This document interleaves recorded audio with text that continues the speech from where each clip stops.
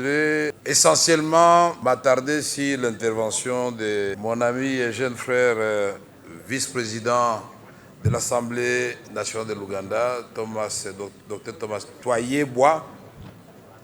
Je suis d'accord avec tout ce qu'il a dit, mais il est incontestable que depuis l'assassinat de Patrice Emery Lumumba, au lendemain de l'indépendance, on ne peut pas se targuer d'une bonne gouvernance à la République démocratique du Congo.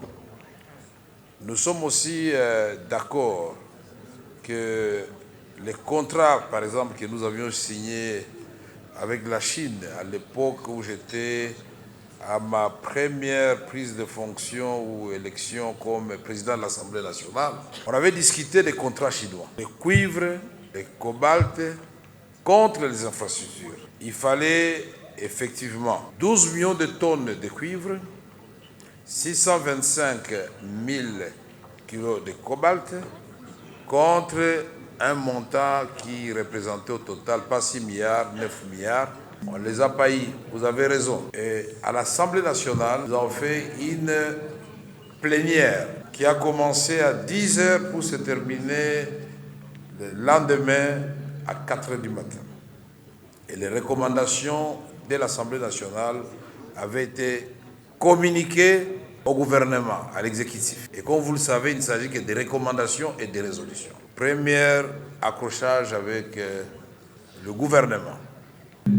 Je voudrais saluer Madame la République sud-africaine qui a rappelé fort heureusement les génocides congolais, qui est le résultat des pillages des ressources minières de la République démocratique. Ceci fait dire à certains esprits malveillants que nous souffrons de la malédiction des ressources naturelles. C'est faux. Nous sommes conscients que nous avons beaucoup de ressources naturelles, l'eau, terre, minéraux. Les plans qui ont été établis par le passé, il y avait des imperfections certainement. Et ces contrats chinois qui avaient été signés à l'époque du président Joseph Kabila a commencé à connaître des corrections sous Tshisekedi. C'est comme ça qu'on a renégocié ce contrat et on a pu récupérer 15 milliards de dollars. Ce n'est pas beaucoup, mais c'est à la fois beaucoup pour un pays qui veut aller de l'avant. S'il vous plaît, monsieur le modérateur, c'est un sujet important, comme vous le savez. Vous avez été interpellé en tant que Parlement.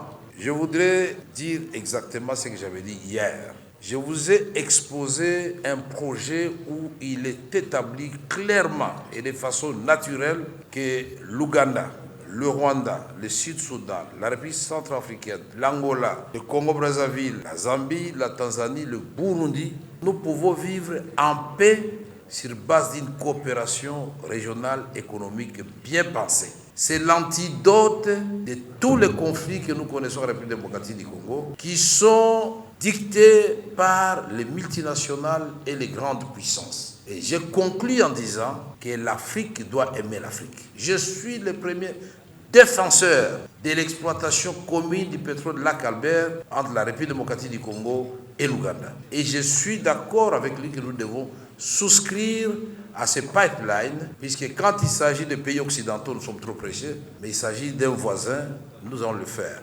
Pour le moment, et pour tranquilliser tout le monde, y compris nos voisins du Rwanda, nous sommes en pleine négociation, en plein processus de rétablissement de nos relations diplomatiques, de coopération et de cohabitation pacifique. Malheureusement, les Africains attendent toujours que ce soit les Occidentaux qui viennent nous mettre ensemble. Voilà encore une autre forme d'extraversion dangereuse. Et donc, dans ce que nous faisons ici, nous devons d'abord nous faire confiance. Nous-mêmes, en tant qu'Africains, éviter qu'un pays d'Afrique soit utilisé pour déstabiliser un autre pays d'Afrique et que la République démocratique du Congo, qui est un sous-continent avec tous ses voisins-là, puisse avoir effectivement une vision d'une prospérité partagée.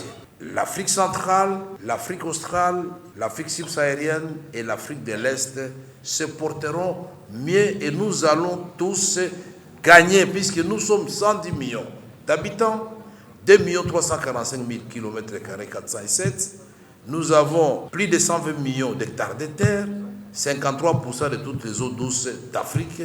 Qu'est-ce qu'on ne peut pas faire ensemble au lieu de nous faire la guerre éternellement? Je termine en disant Nous n'allons pas nous prévaloir de nos propres turpitudes. Nous sommes conscients qu'il faut rétablir les attributions régaliennes de l'État.